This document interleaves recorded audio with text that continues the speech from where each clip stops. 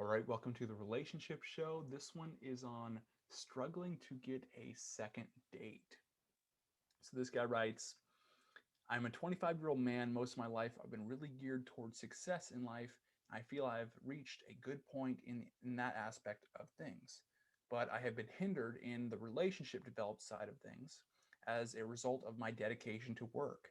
I've never had a serious girlfriend, most things being a fling here and there, but now seriously trying to focus my energy on finding the one. So be careful of focusing on like the one, thinking there's like one woman out there for you and only one, but it just makes you really too serious at the beginning stages of dating. And in those stages, you really need to approach it like you're seeing if they're a good match and not like overcommitting and like saying, "Oh, are you the one? Are you the one?" It just can make people feel a little bit uncomfortable. So this guy, he says, I've been on 15 to 20 dates, mostly from online dating in the last year, but many being high level and don't really get further than the first or second date. Recently, I met someone that I thought was possibly going to be serious, but the conversation had died down, and I'm not going to attempt to chase since there's a lack of communication on her end. So here we are, back to step one. It's starting to feel like I might be doing something wrong, but all the advice I hear from everyone I get is to be yourself, which I've been attempting to do. I'm open to suggestions. If that means mixing things up, I am open to trying it out. So he's like, well, I'm getting these dates. I'm getting, 15 to 20 dates in a year. That's pretty good. Um, if he's doing that, he's got that aspect done. Now he's just struggling to get a first and second date, which actually can hurt because it kind of diminishes your confidence in your dating skills. Because it's like, man, if I get one date and then it's like they're gone, it's like, well, geez, I must really not know what I'm doing, or they must really not like me. And so you can have those thoughts when you're not getting second, third, and further dates. And so what he needs to do is, okay, from the start, asking a woman on a date matters. And so I don't know how he's asking in this situation, but what you want to do is assume that she will say yes, have assumptions like when are you free to get together, and then be like very definite and decisive when you set the date. Okay, you lock it in so you don't do any like call to confirm, because if you do call to confirm, it's like it shows that you are a little unsure of yourself. And when you're unsure of yourself, it's really a turnoff to women. It doesn't show confidence. And so you really just open up an opportunity for the person to basically decline you last minute. Um, so when he's on the date, he should be one big mistake that people make as far as not getting a second date is they become like an open book to the other person. And what I mean by that is like they reveal everything about themselves on the first date. And so if they like ask them one question about, whatever, and then they just give them their whole life story or their entire background on that subject.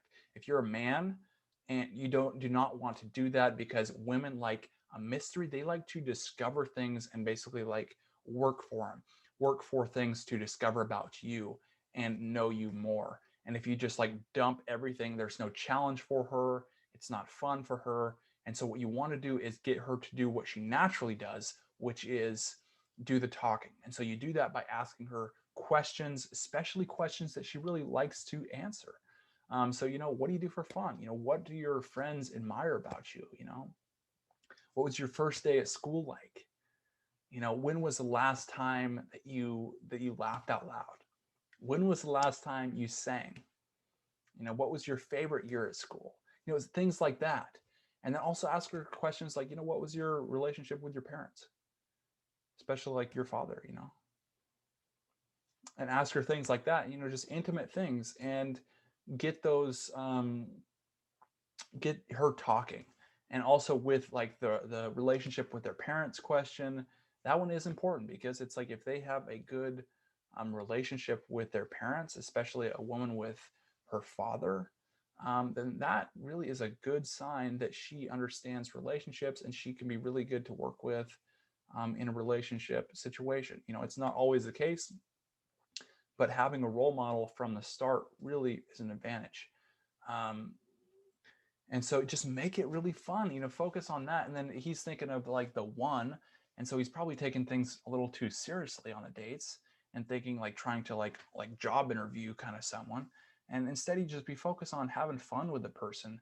And then another way to add fun is to, you know, go plan like 3 different locations. So don't just go like to one location, go to like go get drinks or go get appetizers at another place and then go to get dinner and then go to someplace physical like go on a walk or go bowling. And you know, if you do that, then it's fun. And then if you set up the last one, then it's like with like a physical activity, that's when it's easiest to initiate contact. Like it's can be tough to like start making out with a girl like at a restaurant or something like that right there. Um, but if you're like in a physical situation where you're walking together and then you can like read her signs of attraction. So is she like brushing into you um, when the two of you are walking? Or like this one's cool. Like if the two of you are walking like side by side and then this is you and then you start drifting off like purposely, is she going to follow you here? Or is she just going to keep walking straight? And if she follows you when you go like away from her and then she follows you, it's a sign that she is attracted to you. And so you could just like implement little things like that, you know, and then read the signs of her attraction. When those signs are there, capitalize on those opportunities. So when she's like intimate situation, she's like looking at your lips, kiss her, you know, or she brushes your hand, like I said, hold her hand, you know. And so you want to be able to read those situations, take action on those. And then after the date, so after the date, um, give her space. So you want to just have a really good time on the date and then don't call or message her for around 3 days. The reason for that is because it makes her wonder about you. If you text her like the next day, hey, I had such a good time, it takes away all the mystery because she needs to basically wonder, like, you know, have that little sense that does he like me or not? You know, it's like, what's going on? What's going on? And it makes, when she has that, it makes her pursue the mystery, if you will, of you, you know. And so just having that strategy, and it's a tension and release situation. So it's like release when you get on the date, tension when you're anticipating being with them and you're anticipating through that space and silence. And then if she reaches out before you reach out to her, um, you know, after that 3 days, then say she reaches out like on the second day, then you set another definite date. Be direct, decisive. Same thing, have fun, you know, and then just repeat. And that's how you get more than one, getting past that first date stage, and then going on much further.